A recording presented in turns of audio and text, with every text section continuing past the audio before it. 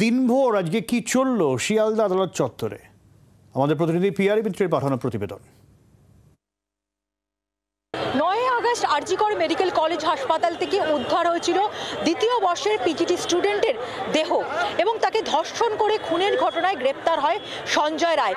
এই সঞ্জয় রায় গ্রেপ্তার হবার পর একাধিকবার দাবি করেছিল যে সে নির্দোষ। ফলে খুব স্বাভাবিকভাবেই আজকে আদালত কি রায় দেয়, সে নির্দোষ নাকি তাকে বেকসুর খালাস করে, সেই দিকেই কিন্তু চোখ ছিল গোটা দেশের। এবং আজকে অ্যাডিশনাল ডিস্ট্রিক্ট জাজ তিনি স্পষ্টভাবে জানিয়ে দেন সঞ্জয় রায় সেই রাতে ওই হসপিটালে যায় এবং সেখানে গিয়ে ঘুমন্ত অবস্থায় থাকা এই চিকিৎসককে তাকে গলা টিপে খুন করে, তার ধর্ষণ করে এবং তারপর সেখান থেকে পালিয়ে যায়। ফলে তার বিরুদ্ধে যে 3টে ধারা ভারতীয় ন্যায় সংহিতার 1031 তার সঙ্গে সঙ্গে 64 এবং 66 ক্লজ, এই যে 3টে ধারাতে তার বিরুদ্ধে অভিযোগ আনা হয়েছিল, সেই 3টে ধারাতেই আদালত তাকে দোষী সাব্যস্ত করে। আগামী সোমবার তার কি সাজা হয় সেই সাজা শোনাবে এবং এক্ষেত্রে যে তার সর্বোচ্চ সাজা হতে পারে মৃত্যুদণ্ড পর্যন্ত, সেটাও জানিয়ে দেওয়া হয়েছে। কিন্তু আজকে আরও একবার আমরা দেখি যে বিচারক যখন তাকে এই দোষী সাব্যস্ত করে সেই সময় সঞ্জয় রায় আরও একবার দাবি করে সে নির্দোষ, যারা দোষী তাদেরকে বাঁচানো হয়েছে এবং একজন আইপিএস অফিসার ইনভলভ এবং সে যদি এই ঘটনার সঙ্গে যুক্ত থাকতো, রুদ্রাক্ষের মালা তার গলায় ছিল, ফলে সেটা ছিঁড়ে যেত।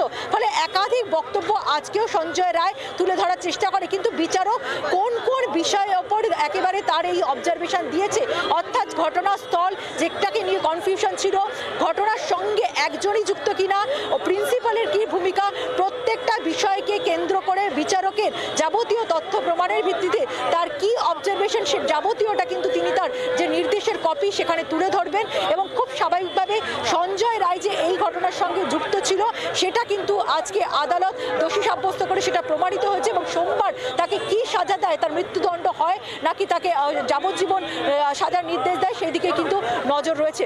ক্যামেরা পার্সন রানার সঙ্গে পিয়ালি, অর্ণবাংশু, অয়নের রিপোর্ট, জি 24 ঘন্টা, কলকাতা। সঞ্জয় রায়কে আদালতে নিয়ে আসা এবং আদালত থেকে আবার প্রেসিডেন্সি সংশোধনাগারে নিয়ে যাওয়া, গোটাটাই ছিল কড়া নিরাপত্তার মোড়কে। আমাদের প্রতিনিধি অয়নের প্রতিবেদন। দোষী সাব্যস্ত হয়ে যাওয়ার পর যেন আরো কয়েক গুণ বৃদ্ধি পেল সঞ্জয় রায়ের নিরাপত্তা। তার কারণ এই অটুট নিরাপত্তার মধ্যেই সোমবার ফের তাকে পেশ করতে হবে শিয়ালদা আদালতে। তাই শিয়ালদা আদালতে বিচারক তাকে দোষী সাব্যস্ত করার পর বেনজির নিরাপত্তায় কার্যত পুলিশের একাধিক গাড়ি এবং পুলিশের বড় বড় বাস বা প্রিজন ভ্যানের ঘেরাটোপে সঞ্জয়কে ঘড়ির কাঁটায় 3:21 আবারও প্রবেশ করানো হলো প্রেসিডেন্সি সংশোধনাগারে। এই সেই সংশোধনাগার, এই সেই ছোট দরজা যে দরজার সামনে এসে দাঁড়ালো সেই ফোর্স গাড়ি, যে গাড়ি আগাগোড়া কালো কাঁচে ঢাকা, যে গাড়ির আপাদমস্তক তারের জালে ঘেরা, সেই গাড়ি থেকে কোনো ক্রমে খুব দ্রুত নামিয়ে সেলের মধ্যে ঢুকিয়ে দেওয়া হলো সঞ্জয় রায়কে। এরপর সোমবার আবারও এই বেনজির ঘেরাটোপের মধ্যে সঞ্জয়কে পেশ করা হবে শিয়ালদহ আদালতে। 24 ঘন্টার জন্য ক্যামেরায় তরুণের সঙ্গে অয়ন, কলকাতা। আর যখন এইসব চলছে তখন কি ছবি ছিল আরজিকরের? কমলাক্ষের প্রতিবেদন। মুমূর্ষুর চিকিৎসা করতে এসেছিল মেয়েটা, তারপর হাসপাতালে লাগাতার ডিউটি করতে করতে ক্লান্ত সেই মেয়ের উপরে একেবারে নারকীয় নির্যাতন এবং খুন।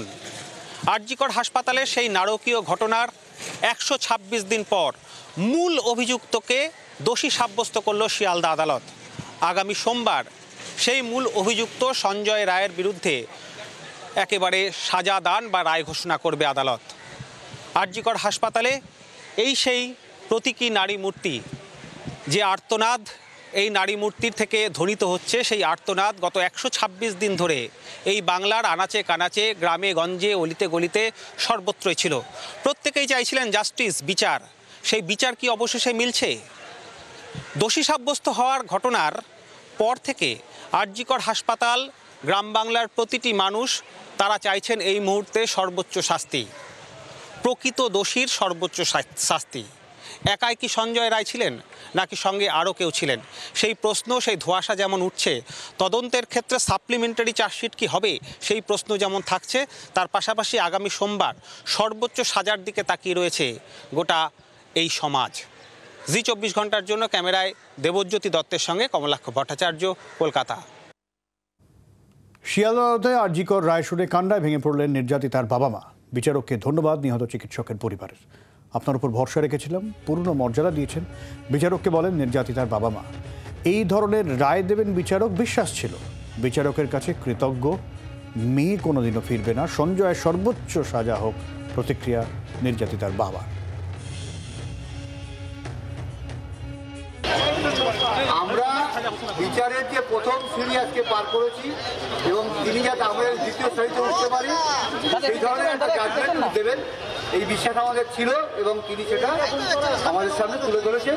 বিচারক যেভাবে আমাদের এই ব্যাপারটাকে দেখেছেন আমরা তার জন্য খুবই ওনার কাছে কৃতজ্ঞ এবং ভবিষ্যতে যারা যারা আছে তারাও যাতে বেরোয় জজ সেদিকে আলোকপাত করেছেন আমাদের মনে হয়। সঞ্জয়ের দোষী হলে সন্তুষ্ট অসন্তুষ্টের ব্যাপার নেই, কারণ আমার মেয়ে কোনো কিছুতেই আর ফিরে আসবে না। আমার যা গেছে সেটা আমারই গেছে। সঞ্জয়ের সর্বোচ্চ সাজা আমরা চাই এবং যারা যারা ঘটনার সঙ্গে যুক্ত তাদের শাস্তি হবে।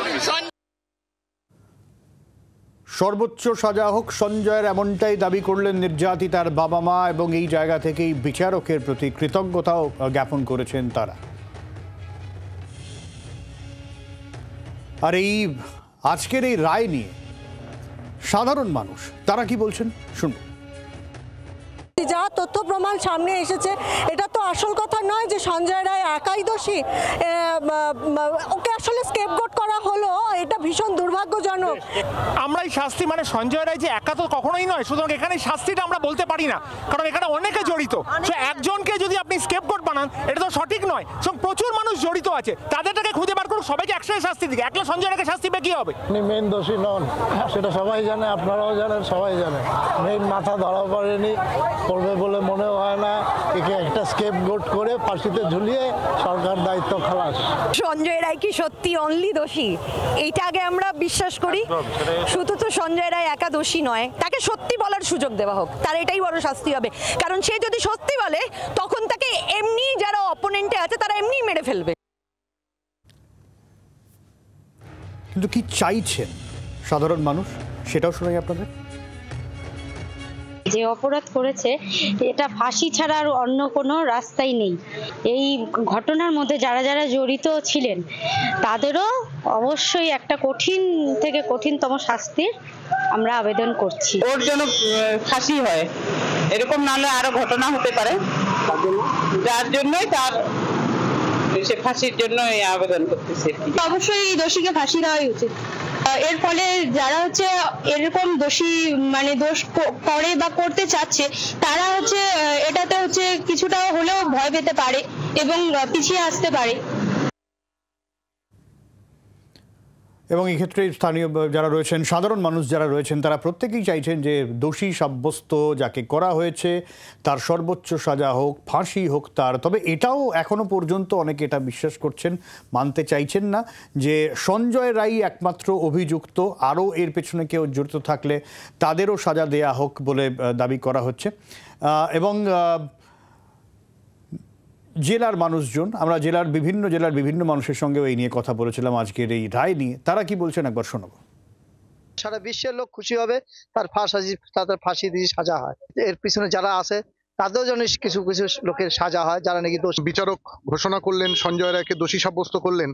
তো আমরা সকলেই চাই কঠিন সাজা, যেটাকে বলে মৃত্যুদণ্ড, ফাঁসি, তাই হোক। আরো দোষী যারা আছে তাদেরকে খুঁজে বের করে দোষী সাব্যস্ত করে তাদেরকেও কঠিন শাস্তি, আমাদের ভারতবর্ষে যেটা হয়ে থাকে, ফাঁসি চাই।